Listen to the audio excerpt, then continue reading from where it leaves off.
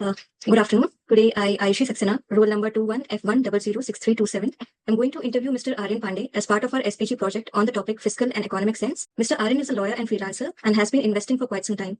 He will help us understand personal finance management through his experiences. Mr. Aryan, thanks for taking your precious time out to educate us. And please tell us a bit about your professional journey. So thanks for the introduction, Aishi. So basically, I'm a lawyer. Nothing in particular as such. I'm practicing litigation, which is like taking your own cases and practice means pursuing through the same. And I appear before the Supreme Court and other courts in Delhi. I'm a registered advocate in Delhi, Bar Council of Delhi. I'm very nascent into this profession. It's been a year and a half. So I won't say my journey has been too long in the professional sense, but for the past 1.5 years, have been amazing. I've been learning a lot about litigation and other things. So that's about much for my professional journey. Okay. So different people learn handling finances differently. Some pick up skills from their families, some through school or their courses. How has your background prepared you for handling finances? That's an interesting question. See, as they say, that the foundation lies in the childhood itself. So if you talk about personal finances and personal and family relations and backgrounds regarding it, so my family has been a kind of a saver family, like, a penny saved is a penny earned kind of family. So they're like anything that is excess, just save it for a rainy day, for any sorts of expenses and something. We save means it has been ingrained in my sense of self as well to save quite a chunk of portion that should be a certain definite amount. It has been since I guess since I started getting pocket money since class 8. Even though I didn't invest, it was like just save it for the sake of it. Nothing, you won't be buying anything for it. You don't have a money crunch or anything, but just save it for the sake of it. So it gets ingrained in the brain. Ki, haan, ye to habit. And professionally, I would say this profession has taught me a lot of things. That litigation is a very unstable profession. It's not a profession that you'll be getting a destined salary per month, like or you'll be getting something that is fixed until unless you're on a retainership. So you in this profession, you'll always have to save for rainy days. At least a 6-month expense you must have if you want to continue this profession freely, and if you want to continue it without getting that negative impact on your personal life. So these both collided with each other, and so that's how I learned at a very early age that yes, you have to be very aware of and very cognizant of your finances.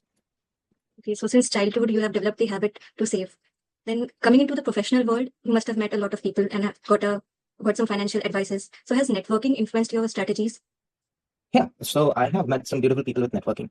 So as being a lawyer, you interact with a lot of people, some CAs, some CS, some working professionals, some government professionals, some businessmen and other. So when you talk to them, when you interact with them, obviously you are giving them legal advice. They'll always have some advice for you as well. I've gotten some beautiful advices from them as well. Some have taught me to invest in stocks, and some have also taught me to, select mutual funds and select other things. And basically the networking has taught me the awareness of the market, that where the industry is going. Because as a professional, you don't have time for studying or reading the markets until unless you are, because you're quite engrossed in your professional work. So always networking helps because they are like a guidance. They act as a guide. Ki, haan bhai, ye dekh lena, ye dekh lena. So it limits the scope. Obviously, the hard work has to be done by you to see, to research, to actually see whether that is actually profitable for you or not. But yeah, definitely being in a good network has helped me and mentored me for sound financial decisions as well. Okay. So do you have any specific financial goals for your personal life? And if so, how do you track these goals? So see, actually, right now I'm at a very nascent age. I'm 23, basically. So I have been practicing law for a year and a half, and I don't see any big expenses coming in for the 5 years of my life. No marriages are involved. No, nothing is involved. Nothing significant. I don't need to buy a vehicle. I don't need to buy a house. I don't need to do anything. So as per those financial goals, that those major financial goals that are involved, I don't have some. So the financial discipline that I maintain is actually beneficial for me because I can save as much as I want for unknown reasons, or for reasons that you must have that certainty key whenever you have to spend it, or whenever you need to spend it, you need something, you need a luxury somewhat, then you can. And that's the sole financial goal that I have, that I don't have to seek for money from somewhere. I don't like, I'm not the kind of person that likes asking for money. It's like my gut wrenches from the inside if I have to ask for money. So I always keep money in the safe side for myself. Now, I track these. Obviously, there is a certain illusory ambition that, yes, one day you'll have to buy a car, one day you'll have to do, or even some short-lived, like you have to have some possessions, materialistic possessions, or you have to go to a trip. So I do mix targets regarding that and save according to it, apart from my monthly saving exercises. So if you'll allow me, I'll dive deep into how I budget my expenses, or otherwise I'll just keep it simple that the goals that I have are just illusory as the point. No specific goals I have allotted, and those illusory goals are met by whatever I saved, and they're like, it happens. Maybe it's a God blessings or something. It just happens that I don't have to worry about the same.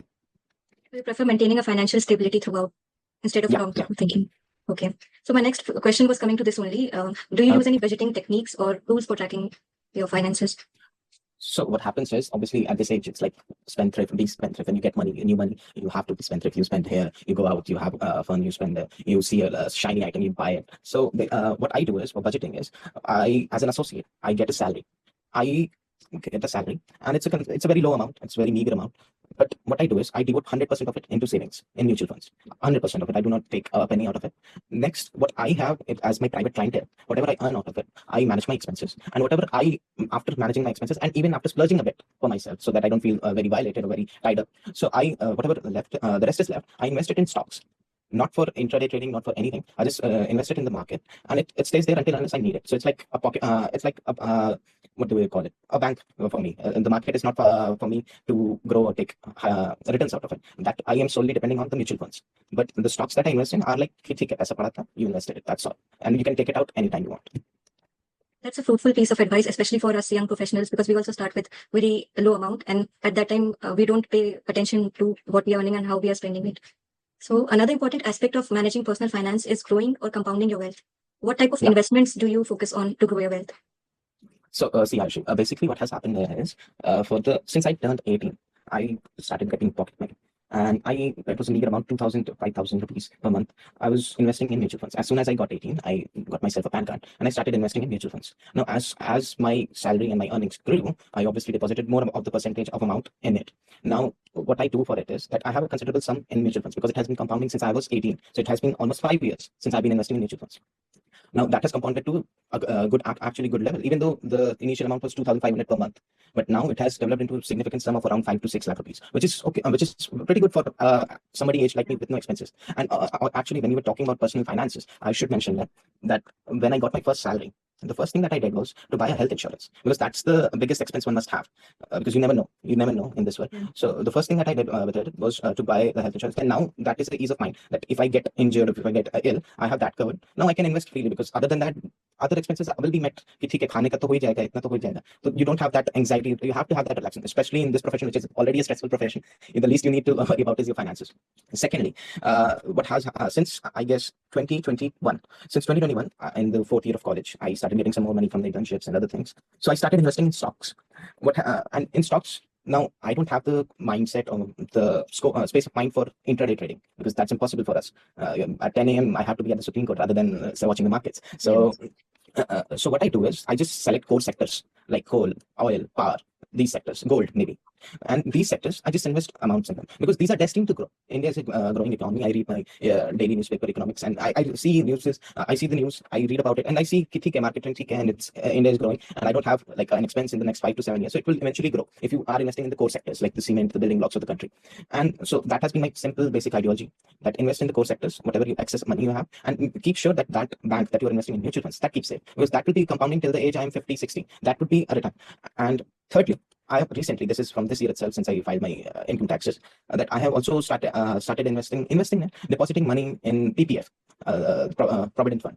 So that would also be helpful, maybe in the latest. This was my father's advice. I'd give it to him. So yeah, that was followed by that.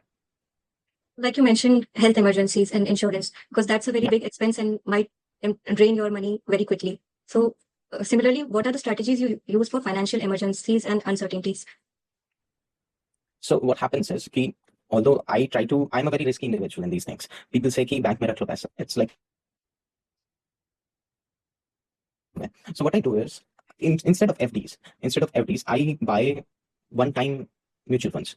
Okay, like if you have 50,000 lying around, supposedly, then lying around, not if you collected lying around is a bit victim, but if you collected it and then instead of an FD, buy a mutual fund, 50,000. You can liquidate it anytime. And in the personal experience, this is not financial advice. In personal experience, it has rarely gone down. Maybe 100 rupees, 200 rupees बढ़ ही जाता है, rather than it has rarely gone down for me. So those are the budgeting skills that I keep for emergencies. Even otherwise, I am taking care of my health by health insurances. Other than that, if there is any family members which are involved, supposedly father needs help or somebody needs help, so I realize that he's an earning member himself. He has his whole health insurance and something. If I need to contribute, I keep a significant sum to myself in my bank account, that if I need someone, I need to loan to some money to a friend, or the most important thing as a professional is investing in your profession. Okay, it's not a business, but you have to invest. You have to buy books. You have to go to clients. You have to exude some sort of personality, so that you have a respectable clientele. So I invest in that. I invest in that as well, basically.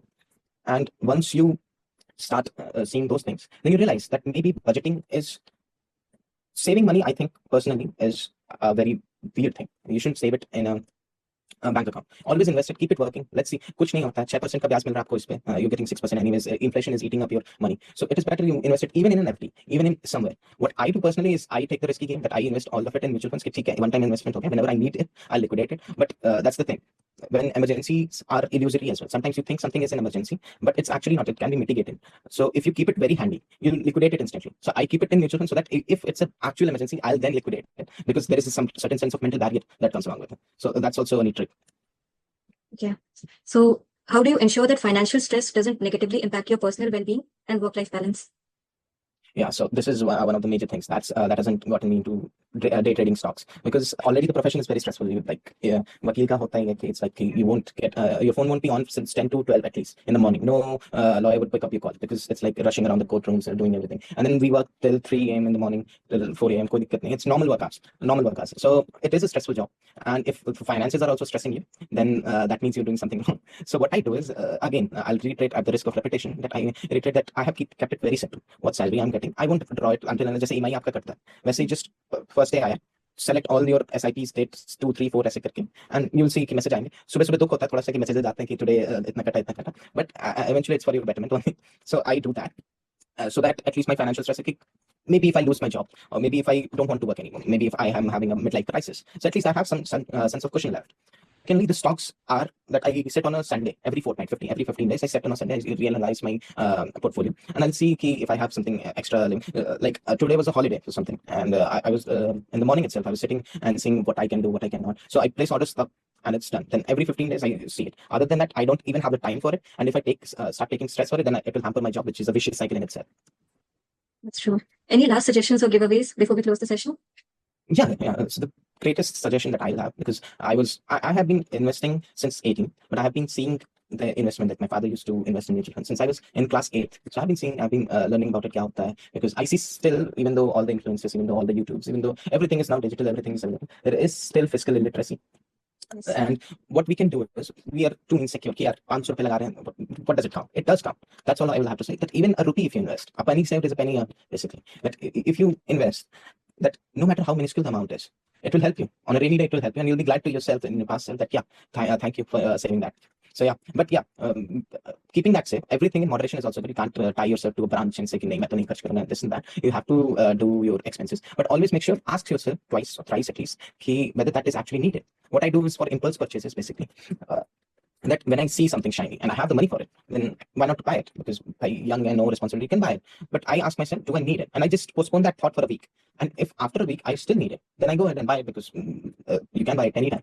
So, and if after a week I forgot about it or got busy in work, so maybe it wasn't that important. And so good that you save that amount of money for yourself. Okay, अच्छी बात है. So don't be penny wise and pound foolish. That's the whole thing. कि ₹1 बचाने के चक्कर में आप bigger picture ना miss कर दें. All right. Thank you, Mr. Aryan, for these meaningful insights. And as young professionals, this will help us make conscious and timely decisions. Thank you. So I'll just stop the recording. Hello everyone, this meet is part of SPG project work, and we are going to work on topic of personal finance and investment strategies under the course topic of finance and economic sense. Being part of team 1, this is Harsh Kumar Upadhyay as an interviewing Ranjini Ghosh. Welcome Ranjini Di. I'd like you to begin with a short introduction of yours for the record. The stage is yours. Thank you so much, Harsh, for this opportunity. Okay, so I'm Ranjini Ghosh, an economist with a bachelor in economics from Bethune College under Calcutta University and a master's of science in economics from St. Xavier's College, Kolkata. My academic expertise lies in microeconomics, macroeconomics, development economics, financial economics, with a focus on quantitative economic analysis. Now, my research explores the economic and social dynamics of gender-based violence, particularly during the COVID-19 pandemic, which I refer to as the shadow pandemic. I examined the link between rising unemployment and increased gender violence during this period. I'm also passionate about analyzing economic issues that intersect with social justice and policy, which aims to provide deeper insights into the complexities of inequality and social welfare. So that's a great introduction, Ranjini. So we have an economics research scholar and an expert with us here. So let's quickly begin the discussion for which we are here. So I have several questions for you, Ranjini, which I would like your views upon. And So to begin with that, we know that inflations impact personal investment strategies, right? So what do you think? Like, how does inflation has an impact on that, and what methods do you think we can use to hedge against inflation? Okay, so inflation reduces the value of money over time. That is, you can buy less with the same amount of money. This affects how much you earn from your investments. Now, to protect your money from inflation, it's a good idea to invest in things that usually grow faster than inflation, like stocks, real estate, and bonds that adjust the inflation. For example, companies in industries like technology and energy often do well when there is a price rise. Real estate investments and commodities like gold acts as a guard against inflation. Therefore, by spreading your money across these types of assets, you can make your investment portfolio stronger when there is a price rise. So like investment, right? So what's the importance of asset diversification in personal investment portfolio that we are going to create? Could you highlight some like issues and some of the solutions over this topic? Yes, sure. Diversifying your assets or investments is important for reducing risk. By investing in different types of assets like stocks, bond, real estate, and even international markets, you can lower the chances of losing money if one investment doesn't do well. In this way, if one type of assets, for example stock, doesn't perform well, then another such as bond or real estate might do better, helping to keep your overall portfolio stable. So therefore, diversification helps to balance the ups and downs of investing and improves your chances of earning steady returns. Okay, so that was a great insight for me for being like just a beginner in the area of personal investment and finance that I'm also planning to do for myself, and I guess a lot of viewers of this particular video will also be planning to do. Thank you so much on that in that take. See, when we are talking about investment, I think it's also important that how we discuss about tax planning, right? Every sector of every investment sector or every place where we are putting our hard-earned money into, of course, comes at the price of that we also have to pay some percentage of that to the government as part of the tax itself, or to that particular platform as a part of their margin. So, what do you think that how do you approach tax planning in relation to your investment decisions when you're taking place? So, tax planning is a very important for getting the most out of your investments. By investing in tax saving options like public provident fund, equity linked saving schemes, and national pension scheme, you can reduce your taxes under Section 80C of Income Tax Act. Also, holding on to stocks for a longer time is a good idea because long-term capital gains are taxed at a lower rate than short-term ones.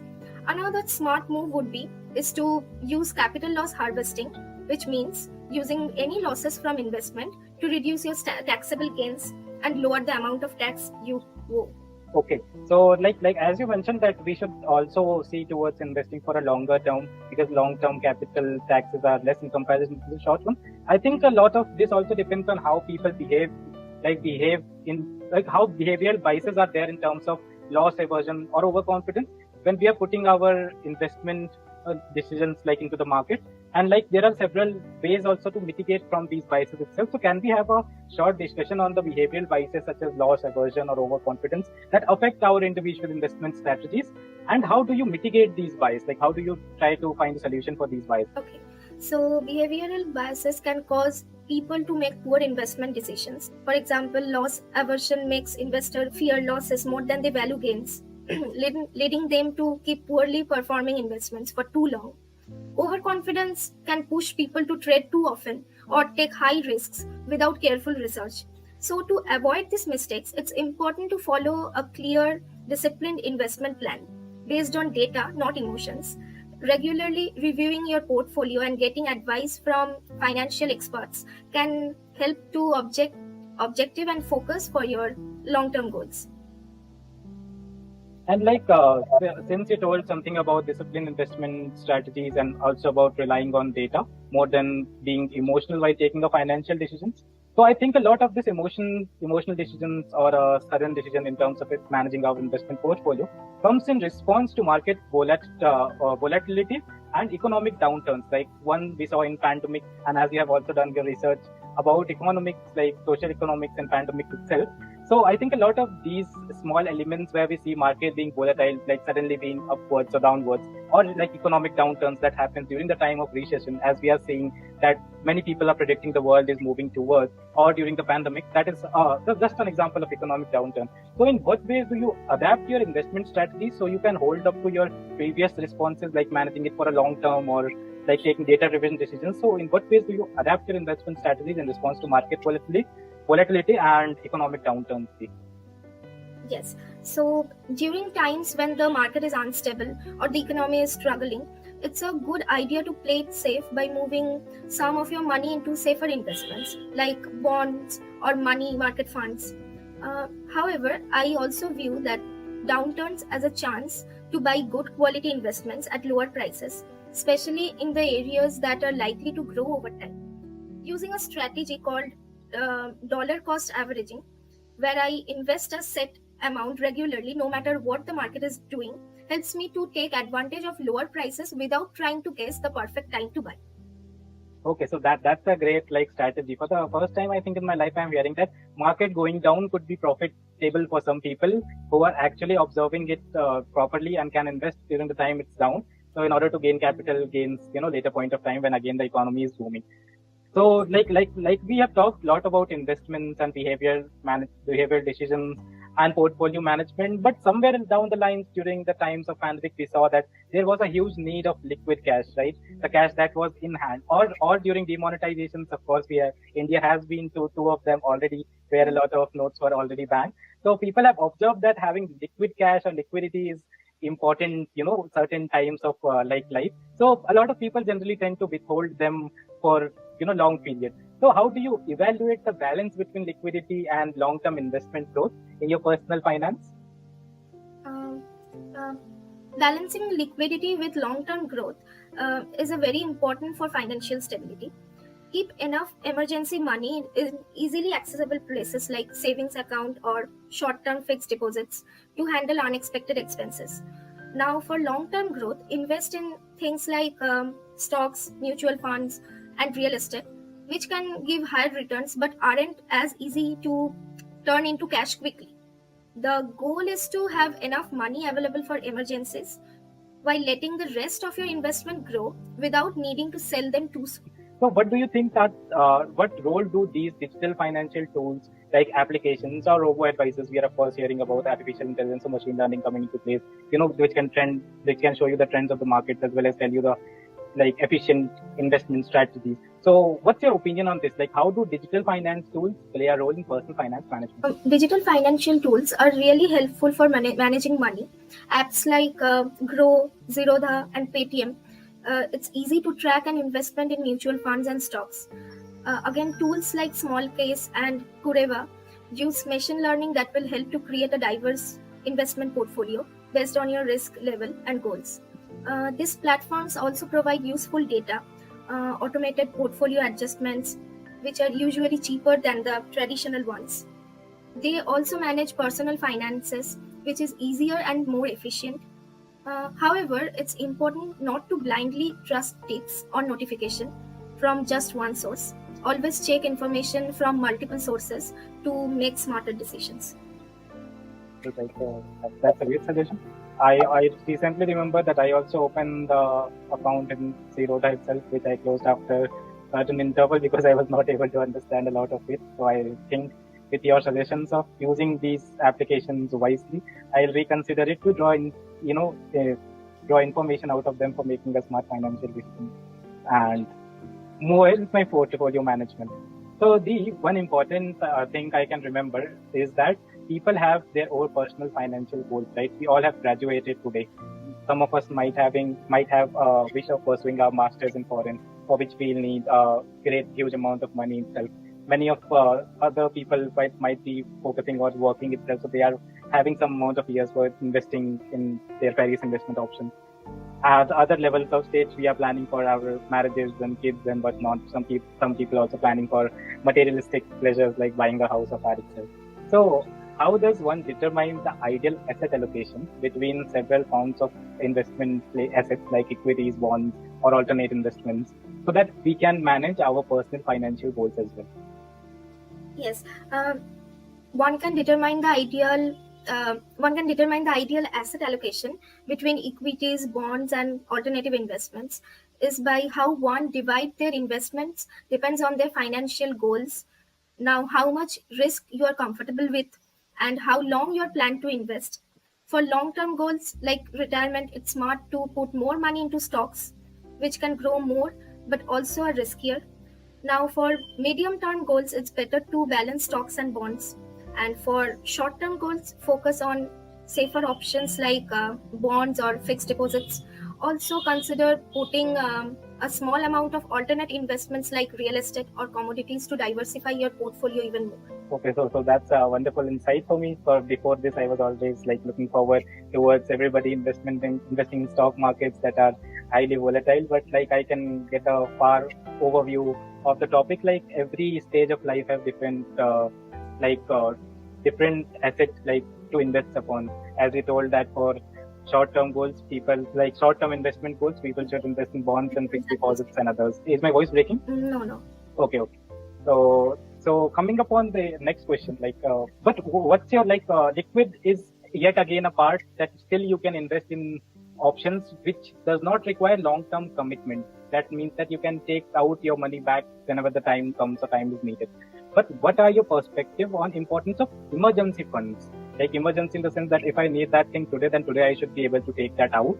So what's the importance of emergency funds in terms of relation to overall investment strategies? See, an emergency fund is a very key part of a strong financial plan. Without it, you might have to sell your long-term investments during a crisis, which could lead to losses and penalties. So an emergency fund should cover 6 to 12 months of living expenses and be kept in easily accessible. Low risk options like savings account or short-term debt funds. In this way, your investments can stay untouched and keep growing over time without any interruptions. Okay, so that's a great opinion. I think when we are planning for saving emergency funds, along with the investment strategies that we are taking for other consideration for our asset diversification, I think the period that you mentioned, that is 6 to 12 months of work, is very important time period. So we are not keeping too much funds for the emergency itself rather than investing them in proper channels. So from the point that you mentioned during crisis and during potential losses, it reminds me of the global event that's happening currently, that is Iran and Iraq fighting with each other and a lot of states under the war zone. Like even you can talk about Ukraine and Russia getting involved in war. So I think a lot of global events are happening around us that is in some sense or other it's affecting the market, it's affecting people's decision in terms of long-term or short-term investment strategies. So what do you think? How do global events like geopolitical risk, international market fluctuations, etc. influence personal finance and investment choices? Yes, definitely. Global events can significantly impact investment markets. For example, geopolitical tensions like trade disputes or conflicts can cause market fluctuations. Similarly, international economic policies can affect currency values and commodity prices. Now, to navigate these challenges, we should regularly monitor global news and economic trends to understand potential impacts on your investments. Secondly, diversify your portfolio. That is, spread your investments across different sectors and regions to mitigate risk that is associated with any single market or an event. Then, during global market downturns, one can consider increasing their holdings in defensive sectors like healthcare or consumer staples, which tend to be more stable during economic uncertainty. Now, lastly, global events can have a big impact on how markets behave and how well investments perform. Things like trade wars or conflict can cause markets to be unstable. International economic policies can change currency values and commodity prices. Therefore, it's important to keep an eye on global trends and adjust your investments as needed. For example, during worldwide market downturns, it's smart to invest more in safe sectors like healthcare and everyday products. So thank you so much for that wonderful insight, Dee. I think we had a great discussion and we got to know a lot about how to manage our personal finance and investment choices, how we should do the asset diversification, how we should take advantage of the portfolio management tools that are available. Then also we discussed that how to mitigate the biases that we are having in terms of behavior biases, as well as adapting to investment strategy in response to market volatility and economic downturns. And we also discussed the broad recent topics on the global global events that are happening that are influencing the market and its investment strategies. So I think that was a wonderful, brief, and detailed information that we received from this discussion itself.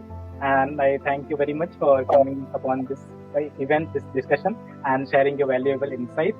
Once again, thank you so much, Dee, for being with us today. And I hope I'll process this meet soon and make a nice video out of it and share with you very soon. Thank you so much. Definitely. Thank you so much for this opportunity.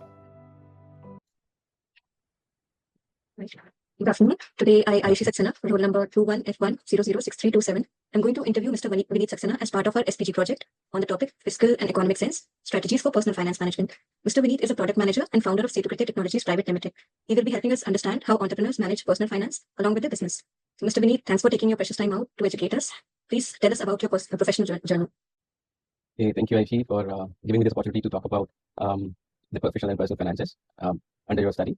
So I started my professional journey around 20 years back, where I started as an software engineer. And after working into the industry for almost 18 years, I got into my entrepreneurial journey. And I started Setu as a founder. So currently, it's been almost 3 years that I've been running this organization. And yeah, we are doing pretty well. So different people learn about managing finances differently. Some pick up skills from their parents or their friends, family, and some learn in school or in specific courses. How did your background prepare you for managing finances? Okay, so first of all, as you said, very aptly, some learns from the parents, right? So I think finances are something that everybody should learn from the parents.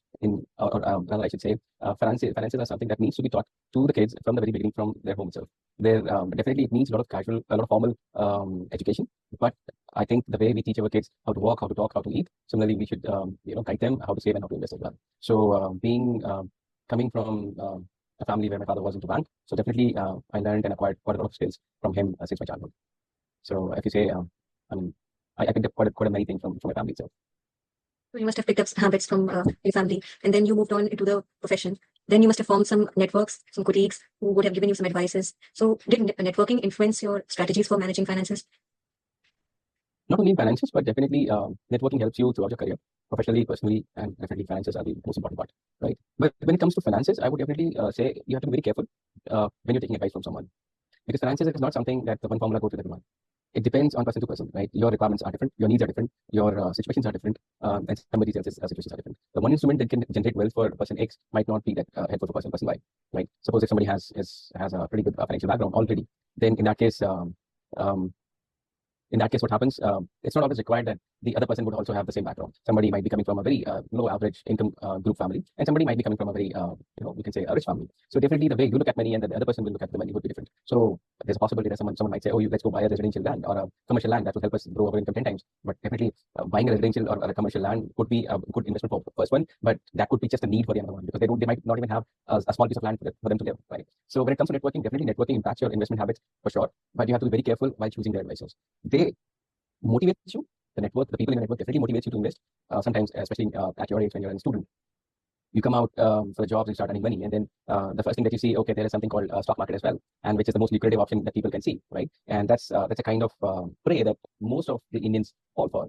And stock market is not something that you invest and everybody gets the benefits out of it. There's a huge learning required. There's a huge understanding of the fundamentals and the technicals required in the business, even if you're investing into a well-established firm, right? So just don't go by the advices. Definitely see what you need, what is your financial portfolio, what are your goals, what are your requirements in life, and then take the decisions wisely. But as I said, I want to reaffirm on my statement. Networking definitely motivates you to explore various options which are not even known to you sometimes. So be open to learn about them, but don't be rushed to apply all of them.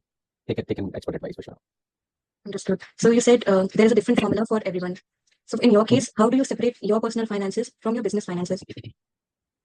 Yeah, it's so there's a very thin hairline difference between business finances and the personal finances especially when you're getting into a startup where so if you see business finances they could be risk or they could be a profit as well, right? So suppose if you're investing 10 lakh rupees into your business, they might turn into 15 lakhs in whatever stipulated time that you have estimated, or they might just go zero in no time, just in case if you met a loss, right? So whenever it comes to a business, you should always take a calculated risk. You should know that, okay, this is my appetite to take risk. You should not go beyond that, right? So whenever you're planning for a business, make sure that you're taking a calculated risk. Okay, if I'm investing 10 lakh rupees into my business, it might not impact me, or definitely it might not impact me that bad, And when it comes to personal finances, definitely they're equally important because the business finances mostly they're long term in terms of getting you settled into your profession, and the personal finances are long term in terms of getting you settled in your personal domain. It might include your old age, your retirement, the expenses on your students of your kids' studies and the weddings, and the bigger milestones of your personal life. So definitely they both has to be looked very separately, but very with a very different lenses when it comes to the finances. And in business finances, you should always take a calculated risk. Sometimes you might avoid going for a foreign trip if in case if your finances are not that well, or maybe if you're seeing any upcoming expense in terms of, for example, if your kids are in 12th standard, then they're getting into the college. So definitely you need a certain amount of money to make them settle into the college. And so you might want to skip your foreign trip for that year just to neutralize your finances, but that might not be true in your business. If your business needs some amount of money, it needs it. You can't stop it, right? So you can't say, okay, I'll take this decision next year. By the time it will be too late, you would be losing on the business. So definitely the investment strategies on the business are more stricter, whereas in personal life they're more flexible and you can take the calls accordingly. Okay. So taking calculated risk, that involves tracking your finances. So do you have any specific financial goals, both for your personal and for your business? And how do you track those goals? Like, do you use any tool or budgeting technique? Right. So definitely, see, you cannot see finances is a number game. Yeah. And until you won't quantify your numbers, you can't run your finances, right? Maybe your budget, maybe your estimations, or maybe your expenditure. Whatever it is, it's all number game. And numbers needs to be quantified. And to quantify the numbers, you need a tracking mechanism. So you need to have the tracking. Maybe the simple way of doing it by using Excel sheets. And a lot of people are doing it nowadays. There are a lot of calculators available in the market. There are a lot of online tools which are available. There are a lot of mobile applications that are available. But again, as I said, the one formula doesn't work for everyone. Your financial goals might be different than mine. So you have to find the right set of tools which works for yourself. To start with, I think I would recommend everybody to start on at least to maintain one Excel and definitely keep it safe. To make sure that at least you know from where you're starting and where you want to go and where are you on that journey right now. So yes, tracking is important, and so I do track my finances definitely. I track my personal finances separately and my business finances in a different manner. Personal finances include a lot of things. If you have to at whatever, so finances are something that depends on what age you are at in your life. So your financial needs and your requirements are based on your age group. Right? Suppose if you're in your 20s, so you still have enough time to take more risk and make better investments. If you're into 30s, definitely you have your risk appetite reduces. If you're into 40s, definitely your risk appetite starts coming almost down to zero, because at that time your kids are growing. They need more finances from you in terms of higher education, the weddings, and things like that. And on the other hand, you yourself is getting old and you have your own personal needs. Might be from the health perspective. Maybe you might want to buy a house or something, right? So with whatever age bracket you are, your finances changes. Your financial requirements in both changes. So you need to have a regular tracking that at a particular age bracket, let's say I'm into 20-25 bracket, what is my goal and what are my requirements and what is my current status? 25-30 bracket, you should know, okay, what are my goals? And definitely every 3 years, and rather I would say every year nowadays, because the financial market is very flexible, very dynamic, you should review your tracking sheet every year. Suppose in 2023, you have taken a goal that by the end of, let's say, when I'll be hitting 30, I would have X amount of money. I should have X amount of money in my bank balance to support my whatever decisions. Then in 2024, you should review that list and see, okay, is that X amount is still okay? Or do I need to add some, parameters, some parameters, social, economical, geographical parameters into consideration, and should it be X plus Y? Right. Okay. And definitely, everything boils down to how realistic you can think of. I mean, you should not be keeping your goals so unrealistic that at the end of the tenure, you end up being into distress that, I couldn't achieve anything like it. Right. So yeah, tracking is very important. And that helps you keep you grounded as well. Right. So what strategies do you use to ensure that your personal financial health remains stable while you are investing into your business? Okay, so that's a very important question that you asked. I think so far it's the best question I would say, because I personally guide all of my colleagues and my friends that personal finances are very much important if you want to live a free life. You always say you want a free life. So the first freedom that comes is the financial freedom. If you're not financially free, trust me, none of the freedom you would be able to talk about. Any other kind of freedom comes only if you're done with your food, right? If you're empty stomach, you can't be talking about freedom. Yeah. So in terms of your personal finances, you need to focus on certain areas. First of all, you have to understand the psychology of the money. Why do you need money? Right? Is it just an asset, or is it just a necessity, or is it just a mode of living life? Right? So there are certain buckets where you need to focus. First of all, you need money for your day-to-day expenses that you can have a certain standard of life. Number two, you need to meet certain emergencies in your life, like health emergencies, accidental emergencies, or any sort of emergency that comes, God forbid. Number three, to meet certain milestones in your life. So when we talk about the milestones, let's say you're getting married, you want to go for a foreign trip, you want to buy a new car, you want to buy a house, you want to plan babies, you want to plan their higher studies, you might want to plan your own retirement. So because nowadays people don't want to work till 60s. People want to work till their 50s and they won't take retirement. They want to work only till their 40s and they won't take retirement. So all these things, again, it depends on your financial freedom. So if you can bifurcate these goals, definitely you can plan your finances easily. So when you said, is there any strategy? Definitely, I would say you need to make sure that you're financially secure the first thing that comes in the budgeting and finances, financial planning, the first thing is, see, I'm not a financial expert definitely, but whatever I've learned, I'm my experience. So first thing that comes is you need to make yourself financially secure. And when I'm saying financially secure means at least for the next 5 years, you should have that much of amount that you can survive without without taking any extra load on yourself, or without losing too much out of your portfolios or from your savings. So first thing is make sure you are financially secure. When I'm saying financially secure, so there are two kind of securities that you look for. Number one, as I said, so now you have to match up those goals. The first goal was to make yourself make sure that you have day-to-day expenses met, right? So day-to-day expenses, you need to do some sort of investments. It could be through mutual funds, it could be through FDs, it could be through if you're good at stock market, or it could be through any other marketing plan, ASSL, ALSS, and ULIPs, and there are a lot of plans that you can do. Number two, to meet any of the emergency. So emergencies could be, majorly, there are two kinds of emergencies. One is health emergency. One is, God forbid, if something goes really bad and somebody dies, right? See, so money is something that you save for next 100 years, but nobody even knows whether you'll be there for another 100 moments or not, right? So you need to plan, and you need to make sure that, so suppose as part of your planning, as you said, personal planning. So in your personal planning, you are involved, your parents are involved. I mean, when you think about the domain, where you're going to invest that money, you're going to invest that money on yourself, on your parents, maybe to take them to some trip, or maybe for their treatment, or for whatsoever, in their old age. Similarly, you might need that money for your kids, for your life milestones, right? So when it comes to emergencies, so definitely first emergency is your health. Second is your death. So so I would suggest everybody to take one, at least basic health insurance, which covers you to meet any of these risks. Number two is everybody should take one life insurance. What forbidden if something goes wrong with us, so at least our family members, our loved ones would get some assured amount, which would help them to stay and maintain the same status quo for a couple of years by the time they manage to run their own finances. So this is how you meet your risks. Then comes the investments. So while doing the investments, and this I'm talking about not even just the business, but from the personal perspective both. So even for the business also, there are a lot of insurances available that people should avail, that if in case if you are not doing good in the business, then how would you make sure that your debt are paid? If you're taking some loans, if you're taking some money from the outside market, how would you pay them back? So there are certain insurance instruments available that people should explore for. Then comes the day-to-day expenses, your milestones, and things like that. So for them, the best way of doing it is you should utilize the power of compounding. So compounding is the most simple formula that has been taught to us in, I think, 5th standard. We used to get these two kind of simple interest and compound interest, right? So people don't understand this. Most of, especially in India, people underestimate the power of compounding. If you start saving 100 rupees per day, or even I would say 100 rupees per week from the age of 18 or from the age of 15, you can't even imagine how much that money would be. So if I'm not wrong, there was a calculation, if you save 10,000 rupees per month from the age of 20, right, to the age of your 60, you would end up having 4 crores rupees. You will invest some, I think 80 lakhs or something, if I'm not wrong, even lesser than that, and you would end up having 4 crores rupees in your surplus savings. So basically, the sooner you start, the bigger the savings would be. So that's why I said we should always motivate and inspire our kids to start savings early in the stage. So that would be my recommendation to everybody, including students and everyone. Make sure that you utilize the power of compounding. And how can you utilize the power of compounding? Either you can have an RDs, which are recurring deposits, like every month you are saving 500 rupees, and you can have SIPs, systematic investment plans. You are investing 500 rupees into any mutual fund. You can have anything, but you have to be recurring, right? And the best part is nowadays investments can be started as low as 100 rupees per week, per month, per day, whatever is your capacity. So don't underestimate the power. Utilize that to meet your day-to-day expenses, to meet your milestones of life, and to meet your to chase your dream, whatever money you need, you can simply get it just by using the power of compounding. So that can be an investment in stock market, in mutual fund market, in simple FDs and debts, or even in the case of you can buy lands. There are a lot of instruments that have been in the market nowadays, very new markets, like you can own a piece of land without buying a land. So there are kind of funds people have come up with that you buy a land in terms of paper. You can buy gold in terms of paper. You don't have to buy physical gold. You say, okay, I want to buy 0.1 gram of gold, which might cost you just 40 rupees, right? So if you're doing it every week, so maybe by the end of the year, you might have 10 grams of gold. So at the end of the 10 years, either you can exchange the value of the gold, whatever it is at the current time, or you can exchange that bond as a solid gold. So there are a lot of instruments that helps us to grow that.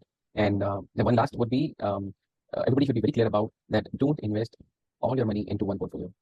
So there's an old saying that don't keep all your eggs into one basket, right? So if you do that, God forbid, and if any of the market goes down, all your money will go down. So you have to, that's why you must have heard people saying diversify the portfolio. So diversify is nothing but you spread your money into, let's say you have 100 rupees to invest. It's better to invest 20 rupees each in 5 different instruments instead of investing all 100 into one instrument. There's a possibility that one instrument might be giving you 20% return and one might be just giving 5% return. But differently, higher the returns, higher the goals, higher the risks. So are you ready to take all risk with all your money? Or you want to take, okay, some part I'll take this, some part, even if it is giving me less returns, but my money is safe.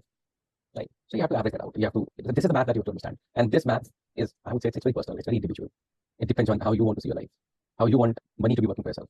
And that's why I say you have to understand the psychology of money. Okay. Yeah. So you've thrown some light on how we can compound and grow our wealth and how we can cushion uncertainties with insurances. So how do you ensure that financial stress doesn't negatively impact your personal well-being and work-life balance? Very good question. So that's what I said. I think I have almost answered the same question in this question in my previous questions answer as well. So as I said, you have to understand why do you need money, right? So if you see, you don't need money to live life. It's just a social decorum for which you need money, right? Even there are people those who don't have money, but they live their lives, right? But definitely you want to live your life on a certain standards. So to meet those certain standards, what are your basic requirements? How would you want to make sure that your daily needs are covered? How do you want to make sure that your risks are covered? How do you want to make sure that your future milestones are covered? How do you want to make sure that your old age needs are covered? I don't keep the old age needs in the future requirements, because future requirements are the one that's going to give you lifetime experiences. But your old age needs are going to be the one where you're going to spend most of your money. So if you see, most of the people in India, especially the working class I'm talking about, we tend to spend major amount of our money in our old age, in our due to our health and things like that. So definitely, that is where you have to understand that how can I cover all these four stages, right? And if all these four stages are covered, then I think there'll be no negative impact on you. If you know that even by tomorrow if I lose my job, I don't care. At least I have that much money that I can survive for next 6 months, for example, right? And definitely, then it's not just about the money. The money revolves around a lot of other factors also. As I spoke about health, definitely if you're investing on your health, and I'm not talking about investing money. I'm talking about if you're putting efforts to keep yourself healthy, if you're putting time, if you're giving time yourself to keep yourself healthy, maybe you're doing a regular exercises, yoga, and whichever works for you. If you're doing that, definitely it impacts your financial goals too. I mean, you end up losing less money on your treatments and things like that, right? And similarly, it's same with your habits, right? I mean, your saving habits, your food habits, and a lot of other things. If you stick to some good habits, which are not directly related to money, but they directly impact your finances, right? The major one is the health. If you make sure that you are keeping yourself healthy, you are working towards your health, it saves a lot of money. If you see, as per one of the reports that I was going through, an average Indian spends 30% of their, more than 30% of their total earning just to maintain their health, right? Not even maintain, just to managing their health. So even if you spend your 5% of your money to maintaining their health, that will help you saving the 20%, 25% of the amount, which can grow again to multi-fold, right? And this is how you build the wealth, right? Wealth is not just about how much money you can save. So there are two aspects of money. One is investment, one is saving. Most of us get confused there. They both are the same thing. No, they both are the two are two different things. Savings are different, investments are different, right? So if you are settled, if you know what the difference is and how much money do you need in saving and how do you want to do that saving by using your investments, then I think there will be no negative impact on you, especially when there will be gray days of your finances. So definitely you need to work on non-financial aspects to keep your financial health intact. That's also a bigger thing that people sometimes they ignore. And the major one is your health. If you can keep yourself healthy, definitely it will not just end up you will not just end up saving a lot of money, but that will keep you going throughout your gray days when you tend to get negative impact on your mental health. So again, as I said, it's all about it's a part of the planning. If you plan, so see, you can't be just planning for the good days, right? There's a saying that you should always be you should plan for the best but prepare for the worst, right? You So prepared for the bad days. right. So prepare for the worst is a major plan. Planning for the best is always good because it's always a happy feeling, happy hormones going, and everything is so fairy tale type. But what's the planning for the worst times? If you can do that, if you're covered your risk, if you're good with the milestones, if you're good with your retirement planning, that's fine. Even if you end up meeting some bad days for let's say a year or two, it should be fine. And as I said, there are multiple factors that impact. One is your health, another one is your skill. If you're consistently investing on your skills as well, definitely that impacts your financial health again. So if your skills are good, if you keep upgrading your skills, there'll be very less time where you'll be in that zone where you won't be able to make money. Because if you're skilled, there's no way that you won't be able to make the money. Even if there are times, then your skills will help you earn more than the non-skilled or less skilled people. So if a less skilled, if an average person is earning 10 rupees per hour, you might earn 50 rupees per hour because you are skilled, better skilled than them. So definitely, so these are some non-financial aspects that helps you, directly building your wealth and manage your financial planning. And if your financial planning is all in place, I think we can easily manage the negative impact. Yes, and negative impacts. Mental impact. Yeah. Right. Thank you, sir, for these meaningful insights. As young professionals, this will help us make conscious and timely decisions. Thank you. Thank you, Aisha. I hope any of this would help. Would be great. I am stopping the recording. Hi Raj, Hello, Raja. How are thank you? you for accepting my invitation. I'm fine. It's my pleasure, Raja. Please. So Raj, could you please start by telling a bit about yourself, your career path, and your experience? Yeah, sure. So, Raja, I did my engineering from BMS College of Engineering in Bangalore itself. And my branch was Information Science and Engineering. Afterwards, I got internship offers in one of an MNC called Cohesity, and I further continued my offer there itself as a full-time employee. My position was site reliability engineer in Cohesity, and I'm still here itself. Yeah, thank you. So Raj, can you just tell me that how you started managing your personal finance? Yeah, so at the starting, it was a bit tricky for me because obviously I just started earning. but with time I research some YouTube videos and refer to my one of our like seniors and friends who were actually doing some financing before, and they suggested me to invest some stock, something in stock, some amount of your of my salary in stock, and some in mutual funds, and some store as FD in fixed deposit. So yeah. So what were your biggest financial challenge while transitioning from a student to professionals? uh Okay, so I would say my biggest financial challenge was, see, like when we are in college, we have a fixed amount of money that we have every month, and we have to like we know that cut to cut it will be like very cut to cut, like what we have to spend, that's it. But yeah, when once we start earning a little bit more money is there with us, and there comes the, I guess, the difficult part. We started thinking that what should we should do with this money. So yeah, the biggest financial challenge was with like I was feeling that everyone is investing in something, or they are buying something. So I was trying to figure out that what should I do with whatever money that I am saving every month.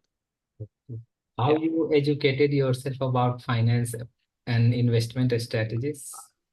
Yeah, so there are multiple sources that I followed. One of the sources that everyone follows is YouTube. Second, sources that I followed some of the tech blogs that we have, and also I started one of the apps called IND Money, where everything is getting tracked as well. So yeah, these three sources, and some other sources like obviously friends and relatives tells like what and all we can do. So yeah. Do you follow any specific rule like 50-30-20 rule? Um, I would say not like that, but yeah, you can say that 50-30-20, maybe that the ratio is not like 50-30-20, a little bit up and down. But yeah, I try to save as much as I can, and then whatever the save money is, I would try to have a chunk invested in mutual funds, have a chunk invested in stocks if the stocks market are good to invest in that particular point of time, and then some in for savings for further purposes. So among different investment strategies, which do you prioritize like SIP, mutual funds, real estate, Uh, um, or your any so preference? right now, yeah, so right now, I have not saved that much money for the real estate thing. But I would say, as per the current, I am more inclined towards the SIP thing. And apart from that, I'm investing a little bit of my amount in stocks. That's it. So when you started working, what were your short-term goal and what were your long-term goal as of now? Um, Short-term goal was like at when I started working, it obviously it was my first job, so short-term goal was like to focus on the job at that particular point of time. With long-term goal, when the things started working out, when I had a thing like when I had a gist of how the things are going on, then long-term goals were more focusing on my further career, and obviously like and managing my finance. So Raj, do you have any plan for being a financial independent? Um, so financially independent. It like I don't think so. I would be financially like independent, or in any decent year. I would need at least I would say 15 or 20 years maybe to that I have that much amount in my with me that I can further not work or something like that. So Raj, any resource can you suggest for us to learn about this personal finance and investment strategies? Um, Yeah, so I would say that first of all, we should not, feel that that we are left out or something.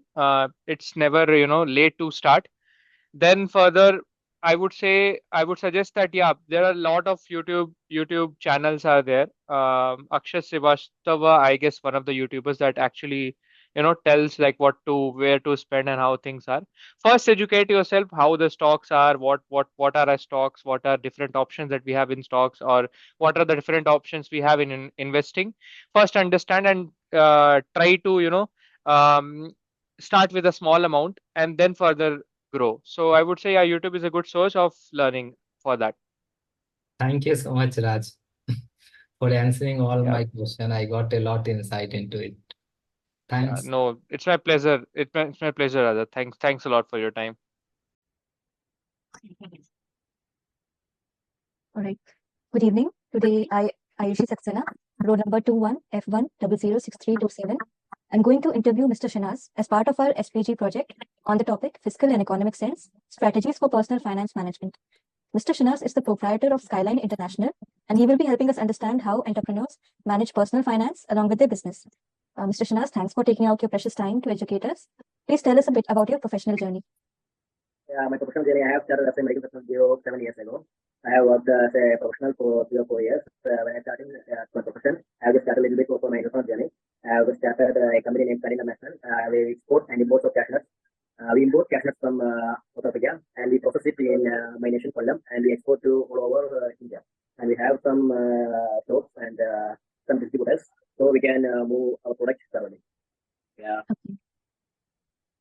Okay. So different people learn about finance management differently. Like some learn from their parents, some from their relatives or family, or some through their profession. So how did your background prepare you for managing finances? I have managed finances through my friends, my family, and relatives. More of my friends and my family helped me to get a startup, and of course the banks. Of course the banks. I have quite good civil score, so I get most of my funds from the banks. Okay. And so once you go to some networks I have some clients of my daughters for my previous profession. So they are all like to eat good quality of cash nuts. So my network is just spreading around with them, and they will know some people, and they would have helped me. Everyone is when I started some entrepreneurship journey, everyone will help me. So I get moving by professional network and networks I have created. So Okay. I get move my products further. Yeah. So has networking influenced your financial management strategies? Like some friends have given you some financial advices, or your colleagues that was fruitful? Yeah, of course. More like financial advices, like what we give, we will get like we can learn from the mistakes. Some of my friends, some other colleagues just started the internship journey, and some of them fail, some of them get success, and we can learn from success and also from mistakes. We can, I think, in my opinion, we can learn from mistakes. We can learn from mistakes so much than a success. Like the world's biggest businessman yesterday passed ago, Mr. Ratan Tata. He said like Yeah. that. Being a good businessman is like you need some patience. You need some patience to get the job done. And he absolutely said that fast success builds ego in a man, and slower success builds character. So, one year by passing, we get more information. We can learn from the mistakes, and moreover, we can get a good mindset. We get some mindset like bulletproof mindset. Wherever mistakes happen, we just like to rectify that mistakes and go and learn from that mistakes, and we get the success in order to complete our journey. Okay. So in your business, when you first started and what your journey has been now, how do you prioritize the investments between personal needs and business investments? Personal needs and investment needs are both different. Means when we start a business, we have to control our daily steps, our personal, our enjoyments. Many things we have to sacrifice. So I just focus more on business investments. Like if we have a 500 rupees every month to pay, we have to just like we can invest in SAP also. Like that is a business need. We have to spend a 500 rupees on we can eat food, we can go to movie, anything we can spend it on. But we just sacrifice that immediate pressure and just focus on business. We can earn from business. Like business is like, in my opinion, just giving a birth to a child. So when we just giving birth to a child, what we do? We just feed, we just take care like that. Any business we have to take care for 1 or 2 years and more than 3 years. So we can we get the ability to do the work thoroughly. So the business pays our lifestyle. So you mean to say that business investments become stricter and your personal needs have to be compromised or have to be flexible? Yes, absolutely. In order to get success, we have to sacrifice something. Personal, we have to we just can't avoid some situations of our personal needs. That we have to, no problem, we can spend it. But we have to sacrifice some of our pressure. Like when we if we can't see, if you didn't see a movie, nothing will happen. Or if you go to anywhere you like the most, it will be hurt you, but it will get the happiness of so many other things. Yeah. Where, like when I created my first brand, I have to sacrifice a lot. But now my brand is everywhere. When I see my brand, I am feel good. Like if I just spend on my personal needs all of my money, what will I do? I just my business will get lower and lower. If I strictly like avoid my personal needs and stick to business needs, my turnover will increase every year. So I like to say to everyone that you have to sacrifice your personal needs or anything like that, and in order to get to success, you have to sacrifice something. Okay. So do you set any specific financial goals for both your personal life and for your business? And how do you track that? Do you use some budgeting technique or some tool? Yeah, we just use some budget tools like that. In Kerala, in my state, we have a KSFP, that Kerala State Financial Corporation. Like it's not like loan. For them, we have to pay every month some amount they fix. And if we need like what do I say? If we just join in a 10 lakhs program, we have to pay 16,000 for 14 months. We have to pay every month. In order to get that money in 6 months or 8 months, we can get the 9.5 or absolutely like 9.8 like that. So we can say financial tool. In banks, we have to pay every month interest. So in like these corporations, we don't have to pay insurance. So we don't need to pay interest, and it will be like we can, when we needed that money, we can get that money without interest. Okay. And do you use, like, some people use Excel sheet or somebody uses some software to track how much they have spent, how much they invested, what? Yeah. So what is your tool? Like I am using Sofa Book. Okay. It's my tool. Like if I purchase anything, I'll be enter in that software. If I sell something or the daily TRP3 bills, the purchase bills, the sales bills, everything I need to, when I look in my software, I can see whatever I need, whatever information I will look into. Like Okay. if I sell products for 50,000 or 1 lakh, the parties will be paying. If I sell a product for 1 lakh and I need to get 1 lakh, the parties will send 50,000. The credit fee is 50,000 remaining. I look all the parties, all their sales, all their accounting. I can see how much money I need to pay to some people and how much money I can get. So it will be much easier to go on it. All right. So, okay, that's one part of it. Then one important aspect of financial management is to grow your wealth, like compounding. So what type of personal investments do you focus on to grow your wealth? To grow my wealth, in my business, I have to grow wealth through some investments. Some investment means like some property.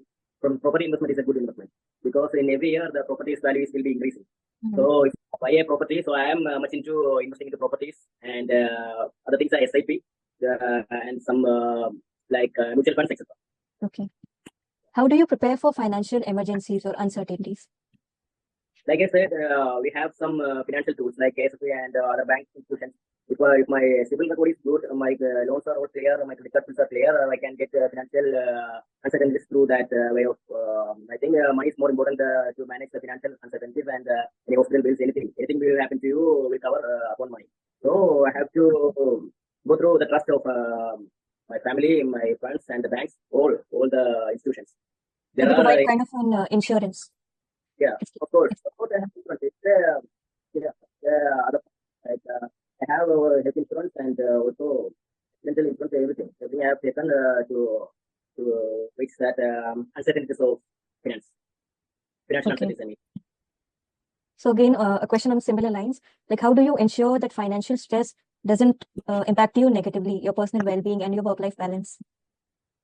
It's like we have to get our mindset so big. Like we have to work out every day. We have to like anything that feels stressful. We have to enjoy that. You have to enjoy your pain. You have to like anything in business, anything can be happen. Like there will be like go. I've been a go person and I've been an entrepreneur. For an entrepreneur, it means like every day, every time you have to go through some problems. Yeah, like tax issues, account issues, when staff are leave, like that. We have to get many issues and stressful. Some incidents will make you really sick. But in that case, you have to strictly go through your mindset is so important. You have to work out daily, you have to eat properly, and you have to take care of your family. Everything you say, you do good and you pray to God, everything will happen. Everything will happen at once and it will be gone forever. Okay, so be consistent throughout the good days and the bad days. Yes. If bad thing happens to you, just say thank you and just say to them, it will be happen to every man, every individual. Yes, that means the job person or entrepreneur, every man will face like that uncertainties and problems, everything. So you need to put your mind so bigger. If anything happens, we can learn from it, learn from the mistakes, and we can do whatever. Like every human being have a capability of doing something and managing their problems. So if you put your mind, whatever happens, have to do that. Like the mindset will give you whatever you need. Cool. So any last suggestions or giveaways before we close the session? I think for new entrepreneurs, I have to say, everyone, if you're sort of starting any business or anything, you have to put a capital and do not take that capital. Any problems you have faced, do not take that capital. You have to remain a capital in. You have to go through the business, and you can only take profit from your business. If you do that, your business will grow every month, every day, every year. It will pay your lifestyle. Okay.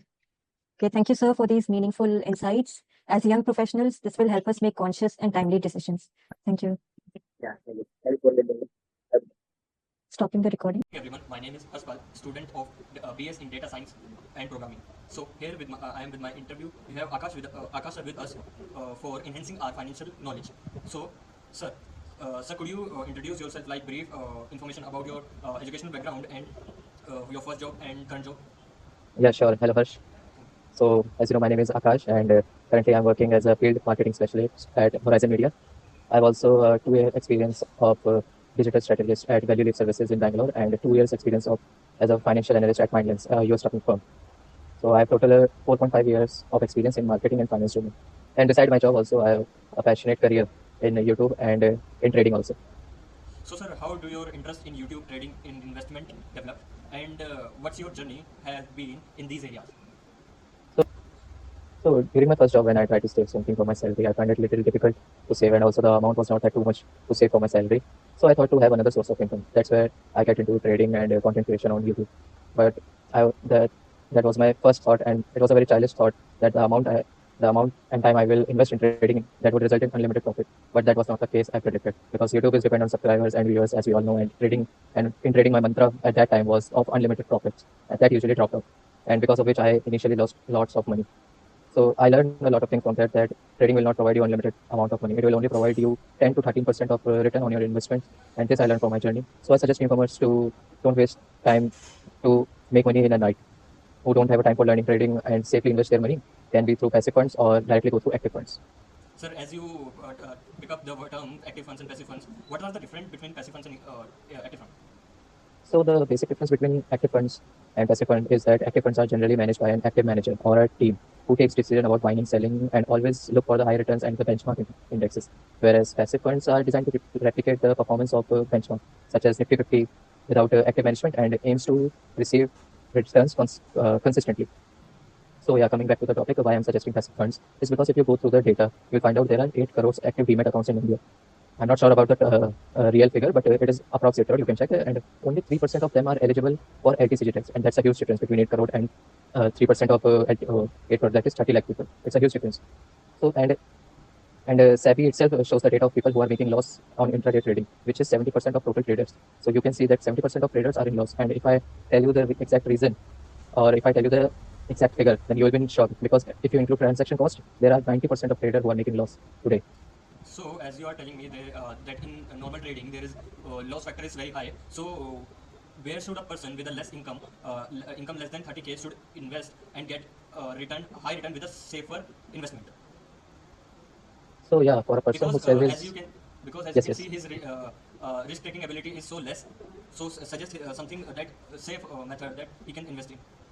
Yeah, I understand. I have also gone through the same problem. So yes, I can suggest that for a person whose salary is low or is less than 30K and his risk-taking ability is also low, I would suggest him to go for the S&P rather than to invest in a small cap mutual fund where risks are very high. So he should not do that. He should always start with the SIP, because SIP works on the principle for compounding. And I personally use new wave of investment for personal savings and investing, that is multiple. So, sir, first thing first, can you elaborate more about compounding and its factor, which you are used in your previous answer? So yeah, the term I use, compounding on SIP, it is as simple as that. You know the compounding formula, right? Yes. So as you know the formula of compounding, the amount is in multiplication. The amount which I invest, and it totally depends on me. And the rate is something that I can't. It depend on a person's income. Person's wealth or person's income, yes, definitely. So it depends on a person to person. So we can't fix that term or fix that amount. And the another thing which comes in the compounding formula is rate. And rate is something that we can't manage. It is not in our hands to control the rate. So the thing that is left is time. And time in that formula is in exponential, which is the main thing and which is the very big thing I will say, because higher will be the time, higher could be the return, which is totally in my control, because I have to make a decision, no, that for how much time I should invest in that SIP. So I suggest go for the long-term investments rather than short-term. It will definitely provide you returns. So, sir, as our topic is financial knowledge about in youngster, so can you suggest what are the constant for filtering good companies which you can put in your portfolio initially? Yeah, sure. So see, people think their return is dependent on net asset value, but this is wrong. Net asset value is nothing but your assets minus liability and divided by the number of units you hold. So majorly your return is depend on number of units you hold and not on the NAV value, NAV of fund. Second thing I want to share or suggest is do not invest in sectoral fund. So first I would like to elaborate the term sectoral fund. Sectoral fund is investing in companies of same sector. This is a huge mistake everybody does. You have to go beyond one sector. You should have diversity in your portfolio, because just like the price of sectoral bonds goes up, they also fall in the same manner. So it is necessary to buy shares of different companies across sectors. And my third suggestion would be quality over quantity. Of course, it means do not invest in every company's fund. Like you should just know drop into the market and buy every company's fund. That is not the case. It will not provide you the heavenly profits. No, that won't be the case. So invest in companies which are generating profits from a longer period of time. It's okay to have only yeah, they are also the same thing. So it's okay to have only 2 or 3 funds in your portfolio as long as they are good fund instead of small funds, which are highly risky and which are not making up to the mark or up to the benchmark of the Nifty that you have set. And Sir, my quote will be yes. Sir, first let's elaborate that Nifty, mid cap, and small cap company, small cap index mutual funds. Can you elaborate on that? What is Yeah, sure. Yes. That Nifty, small cap, mutual fund, mid cap, mutual fund, they are different type of mutual funds. So Nifty 50 funds are those which represent the top 50 companies listed in National Stock Exchange. Their aim is to provide return closely match the maximum profits in market. And mid cap funds are typically those which rank between 101 to 250 in market capitalization. They aim for higher growth potential compared to large cap funds, but comes with higher risk also. Another is small cap. So small cap funds focus on small cap companies whose rank goes beyond 250. They seek capture high growth opportunities, often with higher volatility and risk. Sir, as you talked earlier about that multiple, can you elaborate it more? Yeah, multiple is a platform. It is an investment platform that focuses on simplifying the investment process for individuals. And the good thing about that platform is that you can invest and you can spend as per your needs. It will provide you consultancy as per your needs, whether you have to invest for a long term or for a short term. You have to, if you have decided that after 2 years or after 3 years I have planned a vacation, or I have planned something else, that I have to buy this car or this bike. So you can at multiple you can select that I have to invest money for this purpose. And by the time that your money is let's say invested for 2 or 3 years, if you have invested for 2 or 3 years, then after 2 or 3 years you will get the amount you need, because that's what you have invested. But also they will provide you some extra benefits like discounts, like your Offers and other beneficial offers also. So, sir, that is a win-win situation for individual, I think, and where Yeah, for both of us, yeah. as an individual and as a platform. So that's all, sir.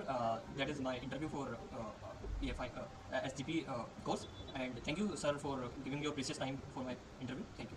No problem. Thank you so much. Rama Rama.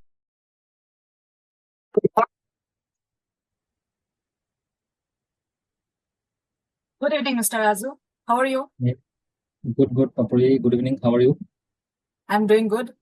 So as I have discussed with you regarding my course and my project, so Correct. we start the interview. Yes, sure. We can start the interview. Yeah, let's start the interview with your introduction. Can you introduce yourself? Yeah, Papuri. So yeah, I'm Raju. Actually, I have been working in the IT field for almost 13 plus years. Actually, I'm working as a lead developer. So yeah, I mean, like I have 13 plus years of experience in this industry. That's it, Papuri. Nice to hear that. Okay. First question I want to ask to you: how do you manage your money, knowing that the tech industry can be unpredictable at times? Yeah, correct, Papuri. Actually, I mean, like like recession and all these things are very common in this industry, right? So what I try to do is that I have I mean, so at any point of time, actually, I try to maintain an emergency fund so that it can help me through at least for 1 year, actually, right? So I have always tried to maintain an emergency fund. The second thing is like I'm a bit investors, means like I actively invest in SIPs basically. So my funds are allocated to multiple kinds of types of SIPs. You can say like small cap funds, mid cap funds, and the large cap funds. All these funds actually I have distributed my funds my money accordingly. As well as for retirement, actually I have also investing regularly per month in NPS actually, right, National Pension Scheme, and for untoward kind of incidences, right? Basically, specifically if you say medical emergency or something like that, right? So I have taken a separate medical insurance apart from the insurance provided by the company, right? So that it could cater to any kind of medical emergencies that my family can go through, family if they have to go through, right? So it would cater to those kind of situation, right? And the last thing is like I have also allocated a certain amount of money for my, or you can say in SIP only for my daughter's education, so that like going forward, if she wants to go for any kind of higher education, we could replace that particular fund. Yeah, that's it. Basically. Okay, nice to hear that actually. Mm. Nice to hear your plans. Okay, so Mm. my next question to you is that how have things like the economy or market trends affected your decisions on saving and investing? Yeah, basically, as I have said, right, I am an active investor in SIPs or mutual funds, you could say, right. So basically, I'm using certain tools which helps me to figure out, I mean, like how the fund has been performing over the last 6 months or 1 year or so, right. At least it gives a fair bit of a picture, I mean, like if the fund is performing good or not, right.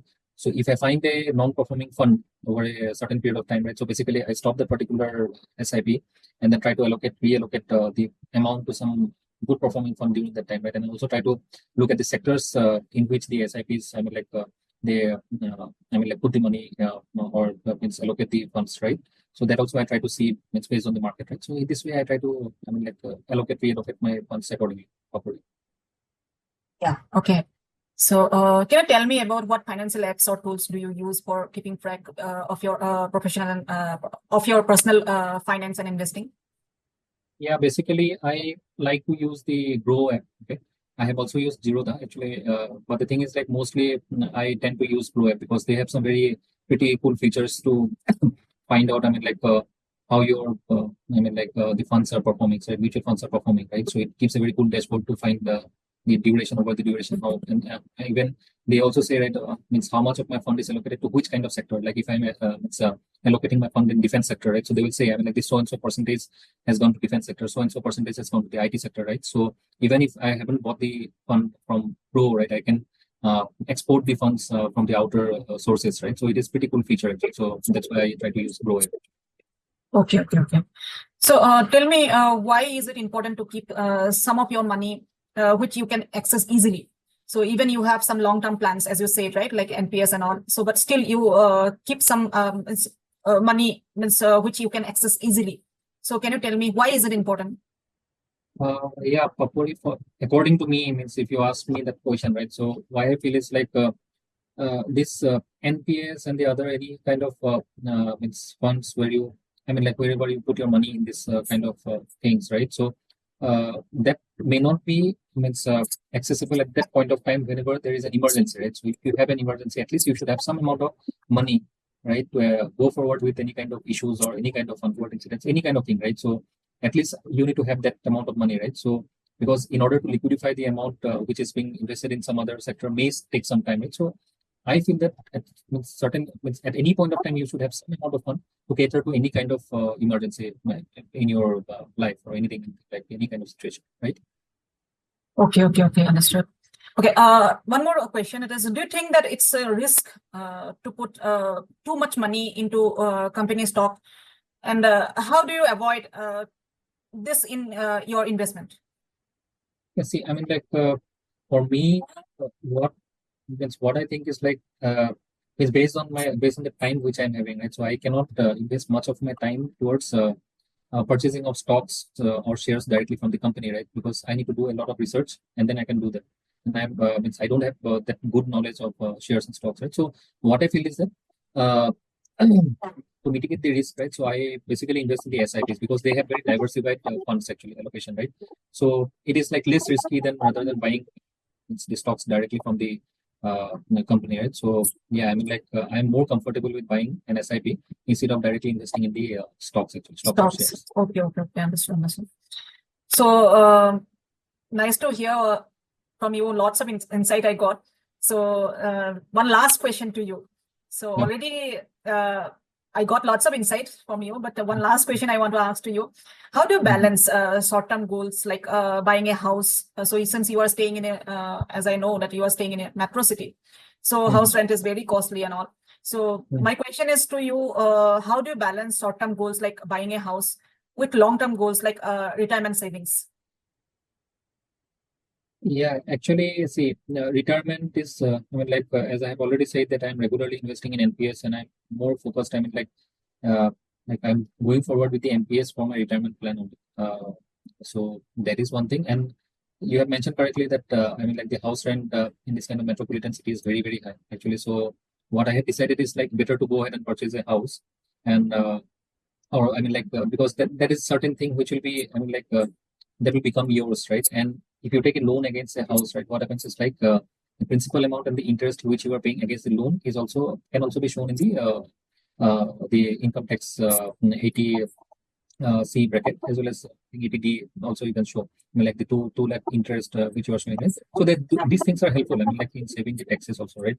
So while I'm paying the EMI, I'm getting some benefits out of the tax also, and the house is also becoming mine. Yeah, I mean, like when you take a decision regarding this kind of short-term goals, or like I can say it is not a short-term, it is a long-term goal. It's buying a house, and right. So it is always beneficial to think through properly, so that means based on your abilities and all, right. So means whatever capabilities you have, you should invest or means plan accordingly, right. So yeah, that's what properly. Okay, thank you so much. Nice to talk with you. And I got lots of insights from after talking with you, after interviewing to you, so which will be helpful in my project.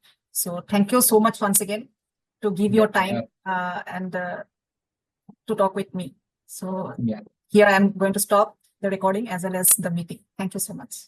Sure. Thanks. It was nice having a conversation with you, Papuri. Thanks a lot. Hello everyone, we are group 1. We are here for the group discussion part of the FES, that is Financial and Economic Sense topic on the SPG project. And let's just begin with the group discussion. So the stage is yours, Harsh. So good evening everyone. So according to my research, if you have you are a newcomer in your job and have a less than 10K income, so I divided in 3 sectors. That is, first is safe investment. It is safe investment, that is FD. If you go with the FD with increment of your investment with 10%, in 10 years you have, if you put an inflation effect of 5%, you have at the end of 10 years you have a 6 lakh in your hand. Second one is second one is medium risk one, in which you can invest in mutual funds of lower risk, that is Nifty 50. It will provide you 14% of returns. Second one is mid cap one, which provide you 14%, and third one is small cap one, which provide you 18% on your return. Other one, now let's move towards riskier one, that is where you can maintain your portfolio with dividing your total investment in 70, 20 and 10%. 10% with Nifty 50, 20% with mid cap, and 70% with small cap. Where if you increase your investment percentage by 10% with the inflation rate of 5%, at the end of 10 years you have 13 lakh in your hand, and after end of 20 years there you have a 10 crore. So in this whichever way you are comfortable, if you want to take a low risk high vector, you can select from any one of them. Thank you. That's all for my side. Let's move to the next participant. Ayushi, the stage is yours. Thank you, Harsh. So as Harshpal mentioned the various investment options, my learning from the primary and secondary resources has been similar, that one should start investing and saving early, even if they have a small income. And investments should be diversified across various assets like stocks, real estate, mutual funds, FDs, bonds. This helps to mitigate risks and ensures a more stable stream of income. Also, to invest properly, sometimes professionals often struggle to keep up with the market trends.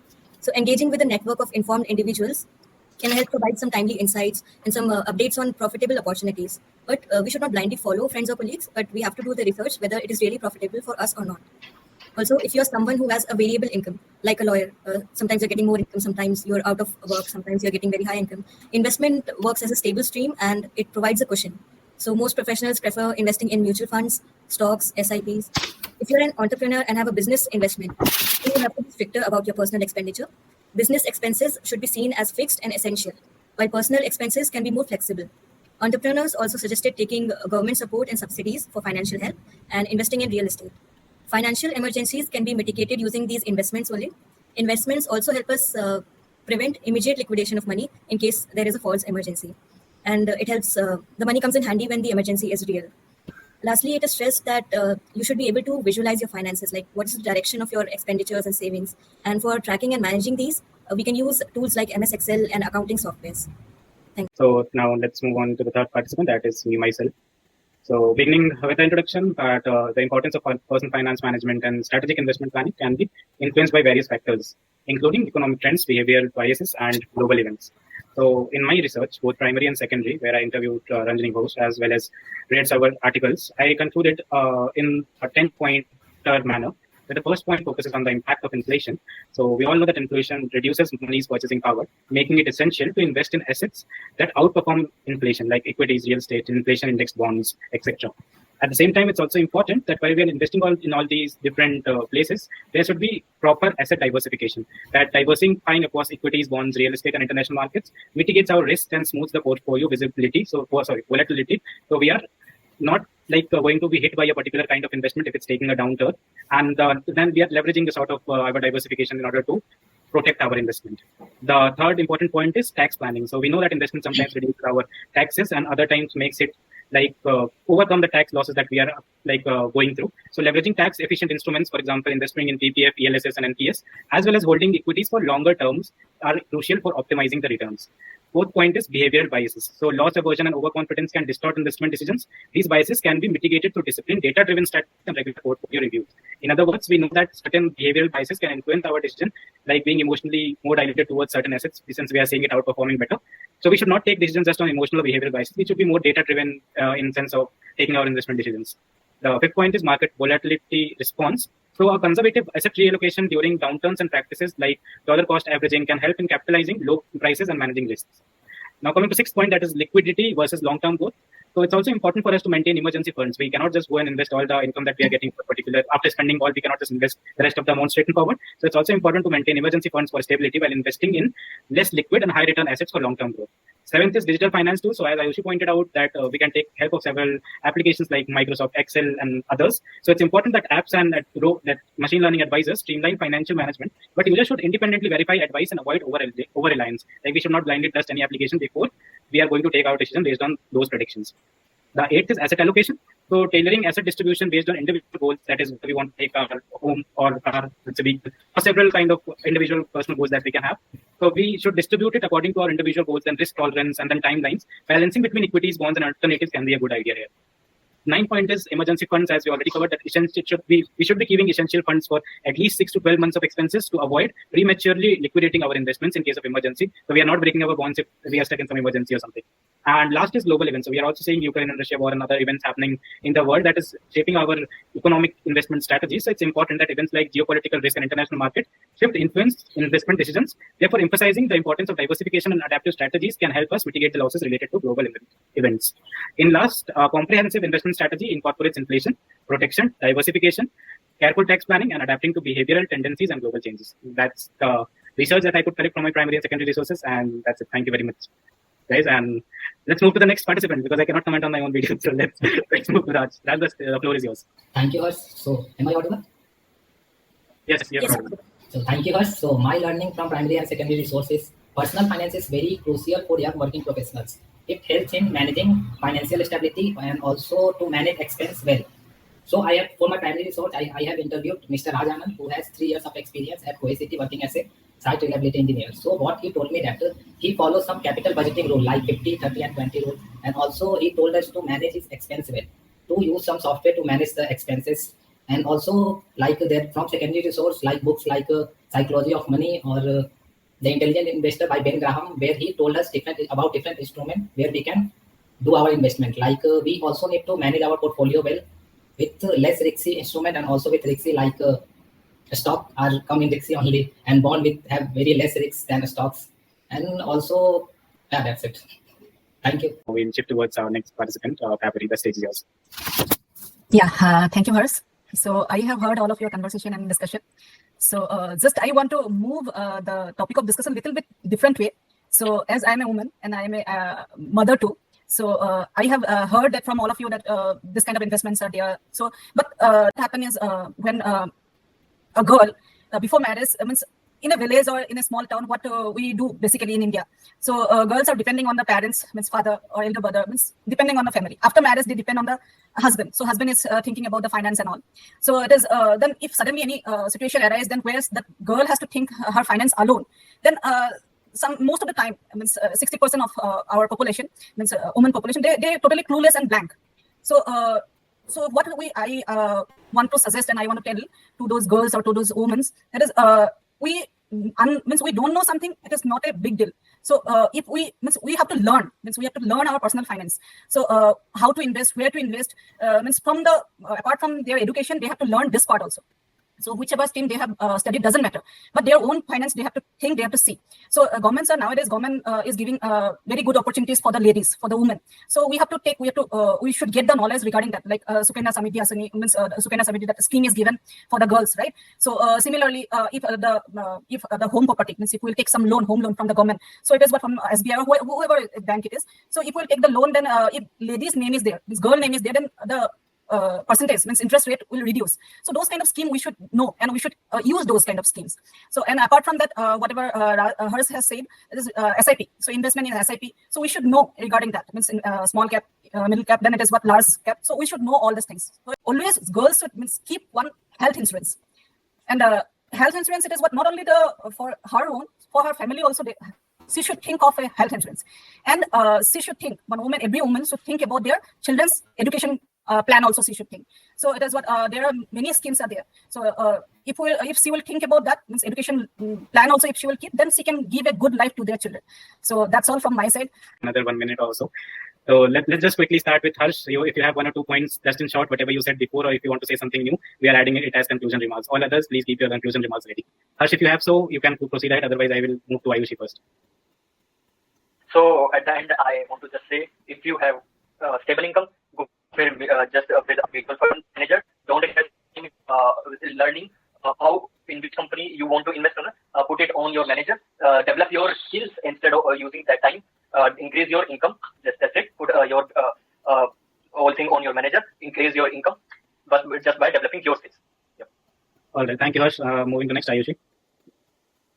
So in conclusion, I would say that managing your personal finances is indeed a life skill that one should learn.